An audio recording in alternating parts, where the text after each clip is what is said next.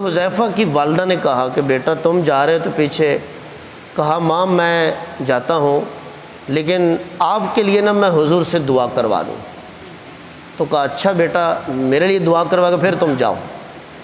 اور ماں سے اجازت لے کر مسجد نبوی شریف میں حضرت حذیفہ بن یمان آئے تو مغرب کی نماز حضور کے پیچھے پڑھی، اور قربان جائیں ان لوگوں کی نمازوں پر کہ جن کے امام حضور بنتے ہیں۔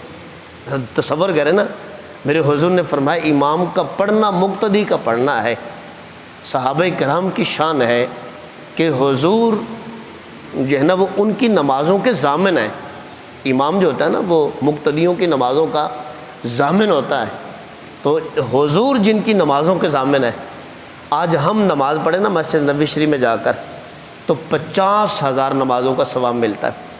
ایک نماز پڑھی جائے 50,000 نمازوں کا ثواب، تو جو میرے حضور کے پیچھے نمازیں پڑھتے تھے ان کو کتنا بڑا ثواب ملتا تھا۔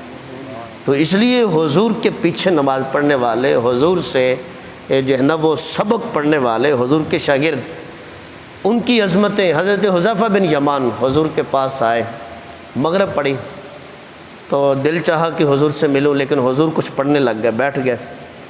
عشاء کا ٹائم ہوا تو پھر عشاء کی نماز پڑھی تو آپ بھی بیٹھے رہے۔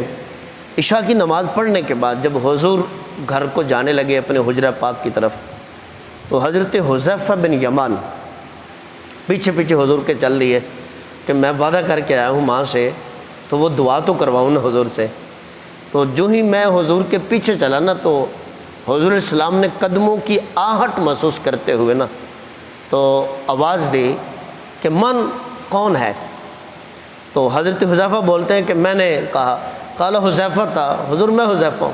ابھی بولنے ہی لگے تو میرے حضور نے فرمایا کہ حذیفہ ہے، غفر اللہ لک ولأمک، اللہ تیری بھی بخشش فرما دے، تیری ماں کی بھی بخشش فرما دے۔ یعنی ان کے لیے، ان کی والدہ کے لیے حضور نے دعا فرما دی۔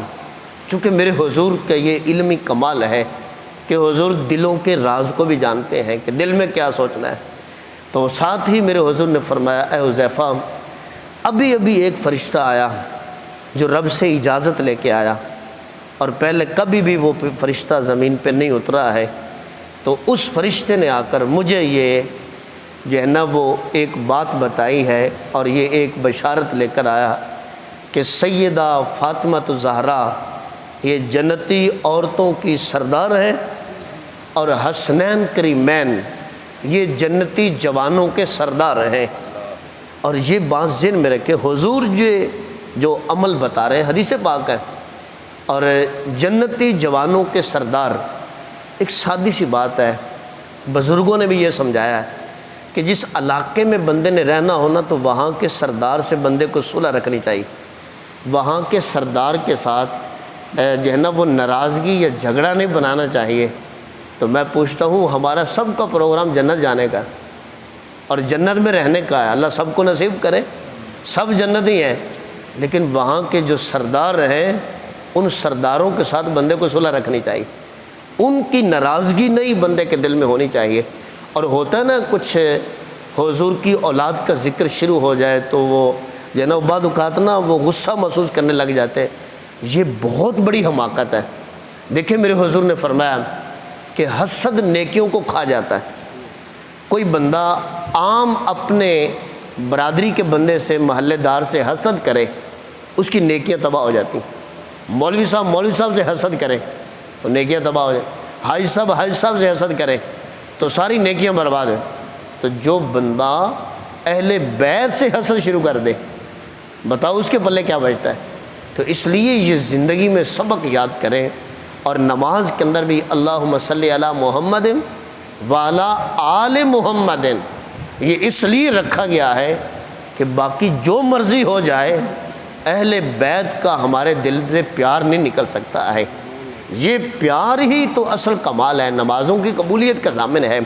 ایک بات صحابہ کرام کو نا اکثر موڑوں کے اوپر حضور یہ نقطہ سمجھاتے رہے کہ جیسے حضور ایسے گلی کے موڑ سے مڑے نا تو امام حسین کو حضور نے یہاں بٹھایا ہوا، اور یہاں جب امام حسین بیٹھے نا تو حضرت عمر رضی اللہ تعالیٰ آگے جو ہے نا وہ سامنے آئے تو دیکھ کر کہا حسین تیری سواری کتنی سونی ہے؟ تو میرے حضور نے فرمایا عمر سواری سونی ہے تو سوار بھی دیکھنا کتنا سونا ہے۔ یعنی حضور کے دوش پہ بیٹھنا کسی کو مل جائے یہ کتنی بڑی سعادت ہے۔ یہاں دیکھیں نا، کسی کو حضور کے جوڑے مبارک، نالین مبارک، ان کی زیارت کا موقع ملے، بوسہ لینے کا موقع مل جائے، یا حضور کے آسا مبارک ہوتا ہے نا تبرکات، یہ باشی مسجد کے اندر بھی تبرکات پڑے تو وہاں جا کر لوگ جو ہے نا وہ کتنی عقیدت سے دیکھتے ہیں۔ حضور کے جبہ مبارک کو کسی کو بوسہ دینے کا موقع مل جائے تو وہ کتنا خوش ہوتا ہے اور وہ سعادت محسوس کرتا ہے، یار بڑا اعزاز جناب، حضور کے نالین پاک کو میں نے چوم لیا ہے۔ تو میں پوچھتا ہوں حضور کے نالین کو چومنے والا خوش قسمت ہے، حضور کے جبہ مبارک کو بوسہ دینے والا خوش قسمت ہے، تو اس انسان اور اس ہستی کی عظمت کا اندازہ کون لگا سکتا ہے جس نے حضور کے جوڑے نہیں، حضور کے پاؤں نہیں، بلکہ حضور کے لب و رخسار کو چوما ہے، حضور کے سینے پہ کھیلتے رہے ہیں، تو ان کی عظمت کا اندازہ کون لگا سکتا ہے۔ ایک بات سادی سی بھی، اس لیے نماز کے اندر نا یہ سبق رکھا گیا آل محمد کا۔ کوئی بندہ مسلمان ہو، ان پڑھ بھی ہو نا، یا 5-7 سال کا بچہ 10 سال کا بھی ہو، کبھی ایسا ہوا کہ وہ دوڑتا ہے تو مسجد کے اندر جوتے سمیت داخل ہو جائے؟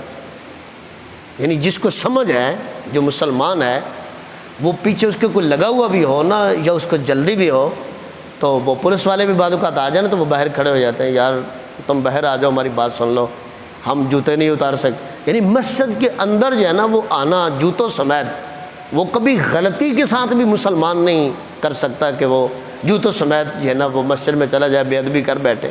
کتنا خیال کرتا ہے، وہ خواب کے اندر بھی ڈرتا ہے کہ میں جوتوں سمیت کبھی مسجد میں، یہ نہیں ہو سکتا ہے۔